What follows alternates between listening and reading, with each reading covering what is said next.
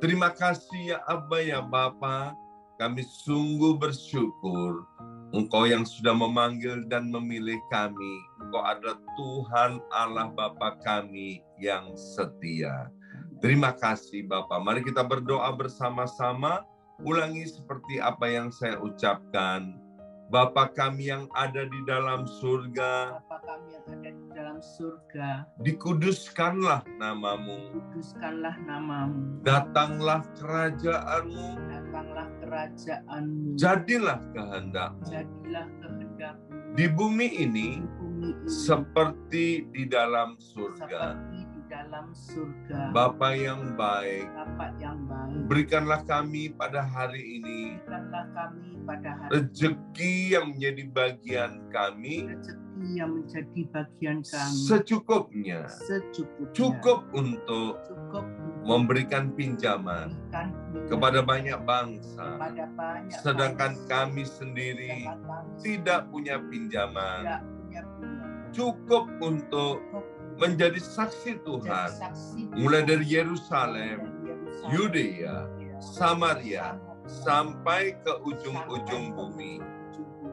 Cukup untuk Untuk menjadikan semua bangsa bangsa murid Kristus dan membaptis mereka dalam nama Yesus. Terima kasih Bapa untuk rezeki yang secukupnya, dan ampunilah dosa-dosa kami. Ampunilah kesalahan kami, seperti kami pun mengampuni orang-orang yang bersalah kepada kami. Dan janganlah masukkan kami ini ke dalam pencobaan, tetapi bebaskanlah kami dari segala yang jahat, sebab Engkaulah yang empunya kerajaan, kuasa, dan kemuliaan sampai selama-lamanya. Dalam nama Tuhan Yesus, kami sudah berdoa. Haleluya, haleluya. Mari Bapak Ibu sekalian, sekarang kita bersama-sama secara serempak dan serentak, kita akan menggemakan Mazmur 91 dengan suara yang keras dari tempat kita masing-masing. 2, 3, Mazmur 91. Orang yang duduk dalam lindungan yang maha tinggi dan bermalam dalam naungan yang maha kuasa akan berkata kepada Tuhan, tempat perlindunganku dan kubu pertahananku, Allahku yang kupercayai. Sungguh Tuhanlah yang akan melepaskan aku dari jerat penangkap burung dan dari penyakit sampar yang busuk. Dengan kepaknya Tuhan akan menundungi aku. Di bawah sayapnya aku akan berlindung. Kesetiaan Tuhan ialah perisai dan pagar tembok. Amin, amin, amin. Terjadi di dalam nama Tuhan Yesus. Aku tak usah takut terhadap kedahsyatan malam, terhadap panah yang terbang di waktu siang, terhadap penyakit sampar yang berjalan di dalam gelap, terhadap penyakit menular yang mengamuk di waktu petang. Walau 1.000 orang rebah di sisiku dan 10.000 di sebelah kananku, tetapi itu tidak akan menimpa aku. Aku hanya menontonnya dengan mataku sendiri dan melihat pembalasan terhadap orang-orang fasik. Sebab Tuhan ialah tempat perlindunganku, yang maha tinggi telah kubuat tempat perteduhanku. Amin, amin, amin. terjadi di dalam nama Tuhan Yesus. Malapetaka tidak akan menimpa aku, dan tulah tidak akan mendekat kepada kemahku. Sebab malaikat-malaikat Tuhan akan diperintahkan oleh Tuhan kepadaku untuk menjaga aku di segala jalanku. Para malaikat Tuhan akan menatang aku di atas tangannya, supaya kakiku jangan terantuk kepada batu. Singa dan ular tedung akan aku langkai. Aku akan menginjak anak singa dan ular naga. Amin, amin, amin. Terjadi di dalam nama Tuhan Yesus. Sungguh hatiku melekat kepada Tuhan, maka Tuhan akan meluputkan aku. Tuhan akan membentengi aku, sebab aku mengenal nama Tuhan. Bila aku berseru kepada Tuhan, Tuhan akan menjawab. Tuhan akan menyertai aku dalam kesesakan. Tuhan akan meluputkan aku dan memuliakan aku. Dengan panjang umur akan Tuhan kenyangkan aku, dan akan Tuhan perlihatkan kepadaku keselamatan daripadanya. Amin, amin, amin. Terjadi di dalam nama Tuhan Yesus. Terima kasih ya Abba ya Bapa. Sebentar kami akan mendengarkan sebagian daripada kebenaran firman Tuhan. Kami mengundang Allah Roh Kudus untuk mengurapi kami, menganugerahkan kepada kami semua hikmat dan pewahyuan dari sorga. Dalam nama Tuhan Yesus, yang siap mendengarkan firman Tuhan, angkat jempolnya ke depan dan katakan amin 3 kali. Amin, amin, amin. Semangat pagi. Semuanya semangat pagi. Apa kabarnya Bapak Ibu semuanya? Anak-anak Tuhan yang luar biasa, yang diberkati oleh Tuhan. Haleluya, haleluya. Hari ini Bapak Ibu sekalian, renungan kita tiba di kitab Ibrani pasal yang ketiga. Saya akan bacakan buat Bapak Ibu sekalian ayat yang pertama dan ayat yang kedua dalam bahasa Indonesia sehari-hari. Ya, demikian bunyi firman Tuhan.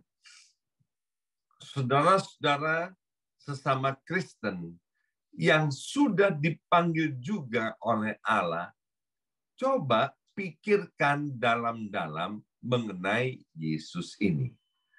Allah mengutus dia khusus untuk menjadi imam agung dalam agama yang kita anut. 2.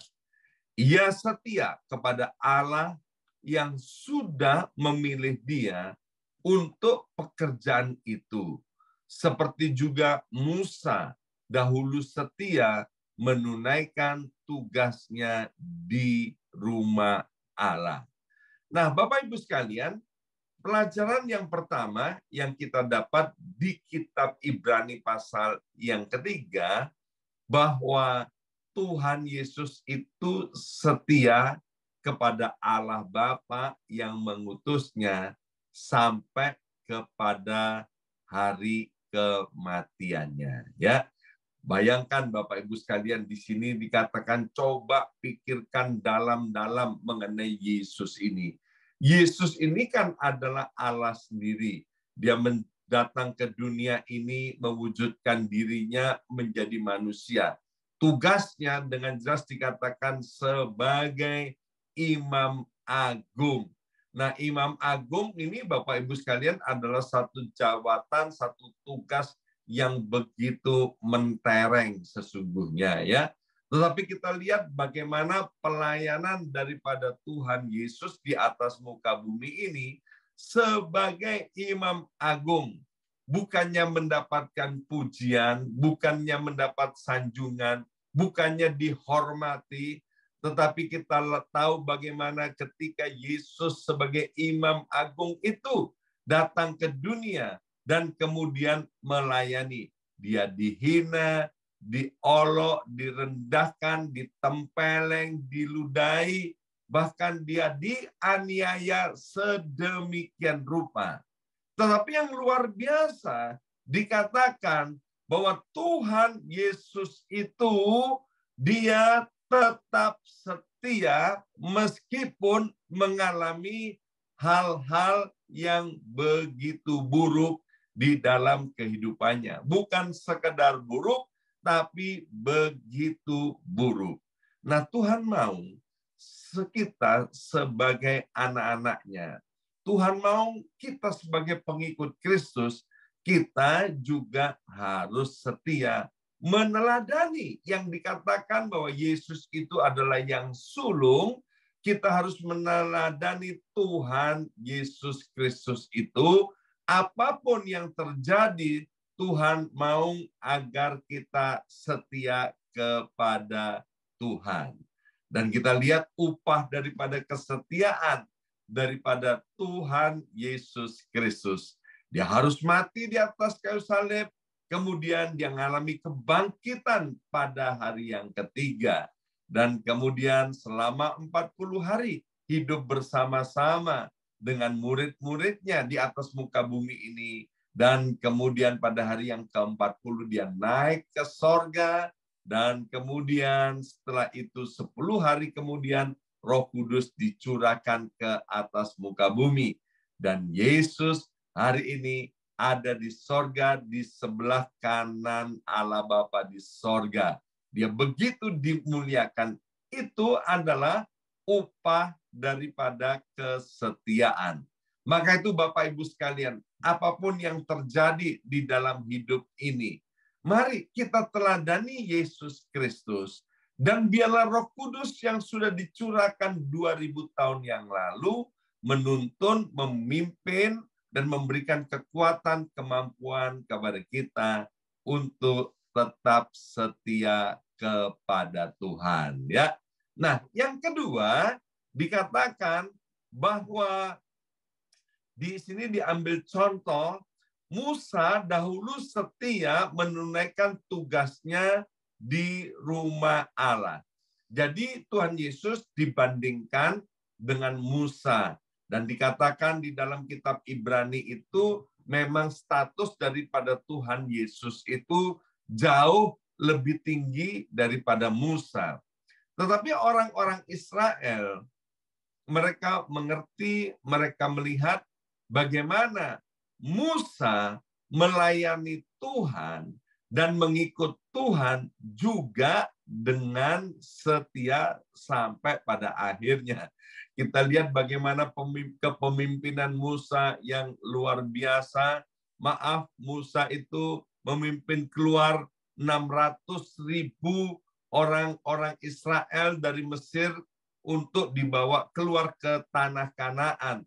Yang dipimpin adalah orang-orang yang tegar tengkuk, orang-orang yang keras kepala, orang-orang yang suka ngomel, orang-orang yang tidak tahu bersyukur. Wah, ini adalah tugas yang tidak mudah loh Bapak Ibu sekalian ya. Kalau masih ingat, kepala senior kita, Pendeta Lukas Kusuma, ya, beliau bilang begini, coba kalau saudara ini ya menjadi gembala seperti saya, kalau nggak mati aja sudah untung katanya ya. Itu baru memimpin sekian ribu jemaat ya kan. Lah Musa ini memimpin 600.000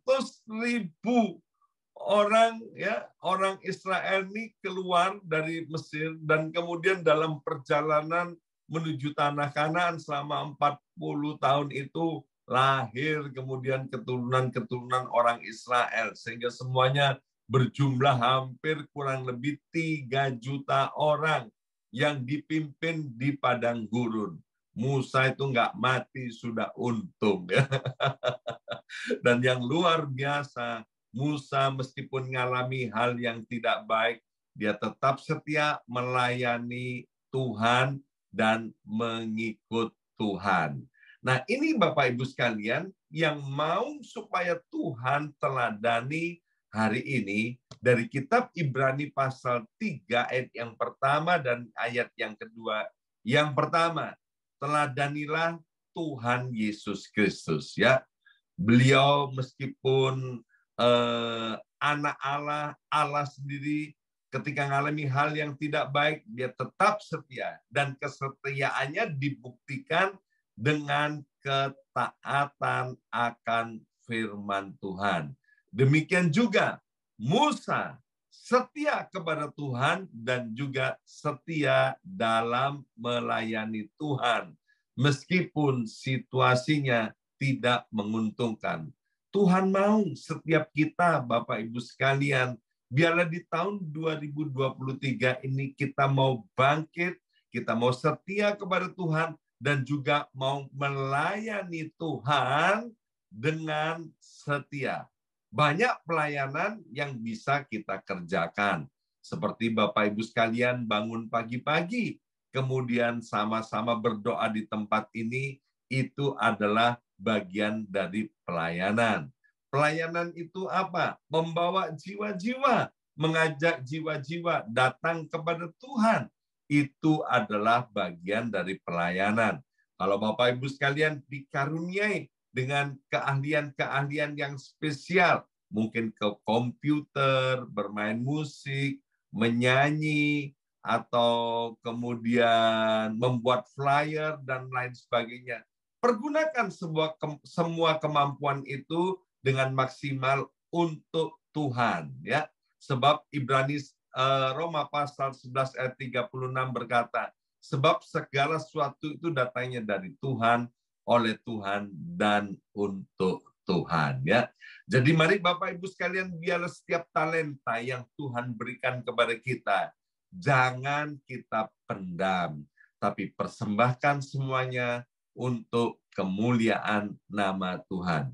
Kemudian dalam Ibrani pasal 3 tadi, ayat yang ke-12 berkata begini, saudara-saudara, hati-hatilah, jangan sampai ada di antaramu seorang yang hatinya begitu jahat dan tidak beriman, sehingga ia berbalik dan menjauhi Allah yang hidup. Nah, Bapak Ibu sekalian, bagian ayat ini mau berbicara kepada kita pentingnya untuk menjaga hati. Bersama saya ucapkan menjaga hati. 2, 3, menjaga hati.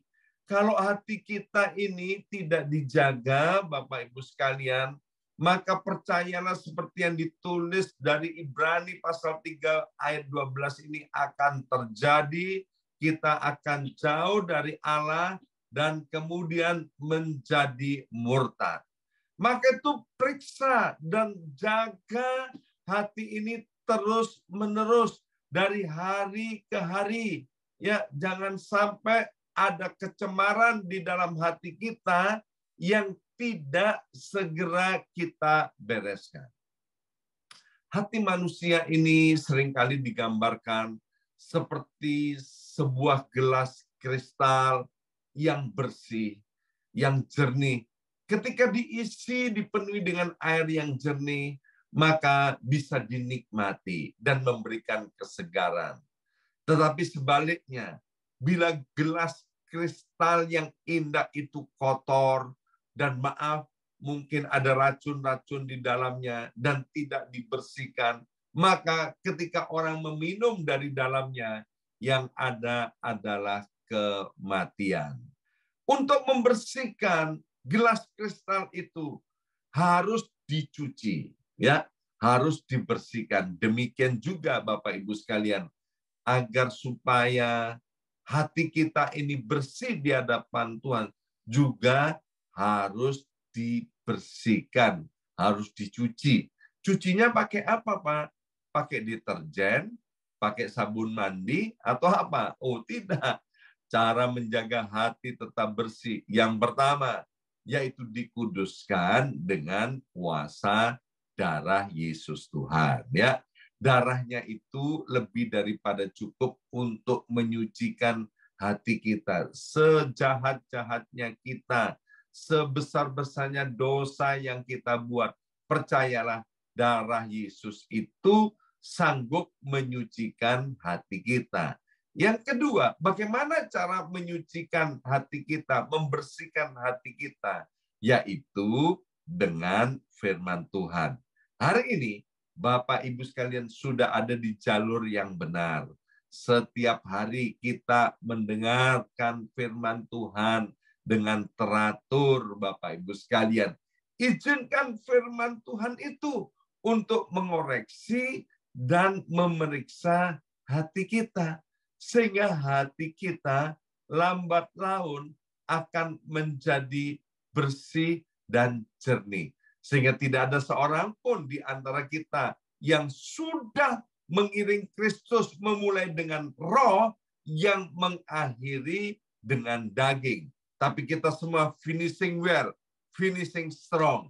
Ikut Yesus di bumi ini setia sampai kepada kematiannya. Mengapa? Karena mau menjaga hati ini bebas dari kecemaran. Dan yang terakhir, yaitu ayat yang ke-13 dikatakan, jadi supaya tidak ada seorang pun dari antaramu yang tertipu oleh dosa sehingga menentang Allah.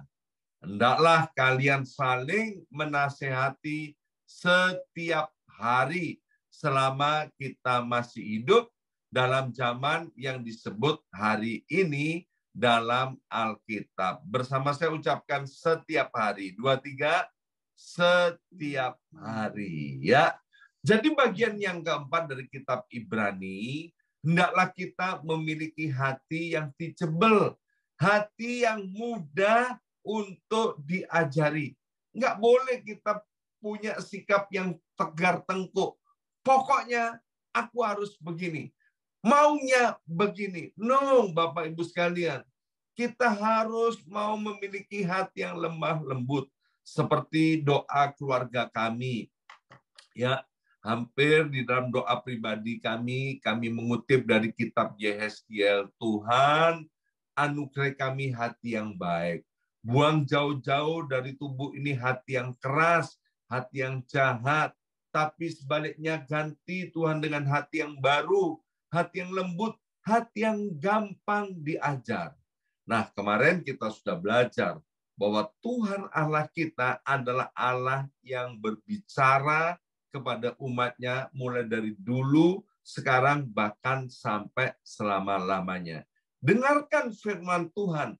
Apa yang Tuhan mau kita kerjakan, dengarkan. Dan dengan hati yang teachable, dengan hati yang mudah diajar, kita tangkap kebenaran firman Tuhan dan melakukan. Jangan izinkan untuk tegar tengkuk, keras kepala, keras hati. Tapi kita mau mengizinkan Roh Kudus itu berbicara melalui kuasa firman-Nya dan kita mentaatinya.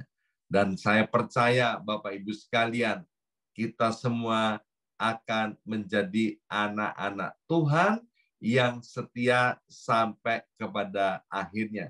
Kita tidak akan menjadi anak-anak Tuhan yang murtad. Ya, hari ini kita sudah belajar 4 hal dari Ibrani pasal 3. Yang pertama, kita belajar kesetiaan daripada Tuhan Yesus Kristus. Yang kedua, kita juga belajar kesetiaan dari Musa. Bagaimana Musa melayani Tuhan, meskipun yang dipimpin adalah orang-orang yang tegar tengkuk. Yang ketiga, kita sudah belajar bagaimana Bapak Ibu sekalian kita perlu untuk menjaga hati agar hati kita tetap murni dan bersih di hadapan Tuhan. Dan yang keempat, miliki hati yang mudah diajar atau teachable. Mari kita berdoa, materekan siap benih kebenaran firman Tuhan, ya Aba, ya Bapa. Materekan dengan kuasa Roh Kudus dan tolong kami semua. Roh-Mu yang kudus menolong kami, sehingga kami menjadi anak-anak Tuhan yang setia sampai kepada akhirnya. Apapun yang terjadi, kami mau jaga hati kami tetap bersih, berkenan di hadapan-Mu.